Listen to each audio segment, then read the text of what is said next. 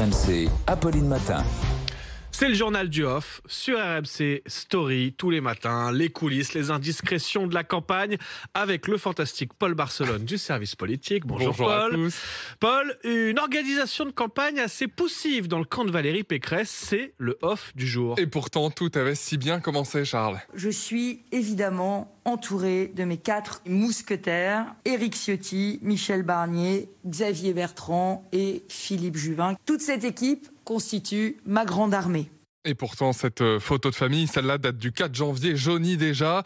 C'est bien qu'on soit tous dessus, mais il manque quelque chose, râle un ténor de la droite. Ce qui agace en interne, c'est l'omniprésence de Patrick Stefanini, le directeur de campagne de Valérie Pécresse. Il en fait trop, s'emporte un membre de la direction des Républicains qui raconte à RMC que les appétits s'aiguisent à droite. Patrick Stefanini serait même en compétition avec Éric Ciotti, le finaliste du congrès LR, désormais conseiller autorité de la candidate, pour atterrir à Beauvau au ministère de l'Intérieur ou même truster le poste de Premier ministre en cas de victoire de Valérie Pécresse. On se bagarre déjà pour Matignon, mais ce n'est pas tout. Certaines petites phrases de Valérie Pécresse crispent aussi dans ses propres rangs. Exemple en Grèce, il y a 10 jours, Valérie Pécresse dénonce l'Europe passoire et vante les murs de barbelés face aux migrants.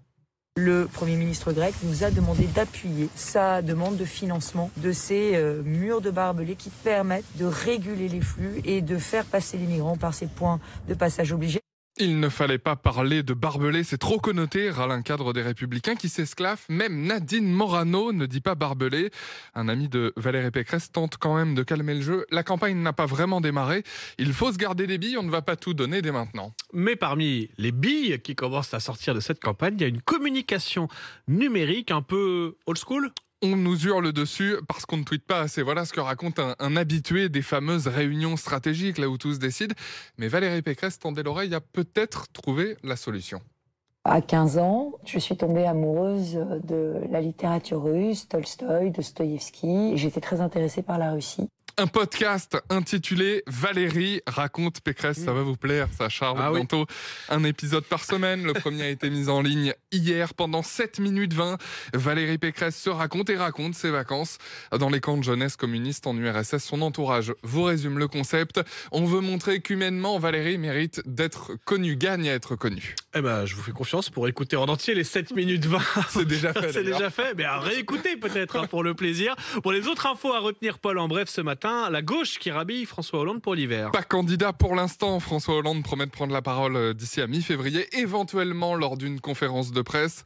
Une part de plaisanterie s'amuse Christiane Taubira qui, comme Anne Hidalgo, n'y voit donc qu'un trait d'humour. Le reste de la gauche, écoutez, tire à boulet rouge sur l'ancien président. Que les socialistes gardent leur dépression pour eux, lâche l'entourage de l'écolo Yannick Jadot. C'est la preuve que le PS est tombé bien bas, se moque un insoumis. Un peu de sérieux, conclut le communiste Fabien Roussel, pour qui François Hollande ferait mieux de faire le bilan de son mandat. Vous allez suivre pour nous, Paul, les coulisses de cette petite musique François Hollande à gauche, le journal du off qu'on retrouve maintenant tous les jours, vous le savez, aux alentours de 8h35 sur RMC Story.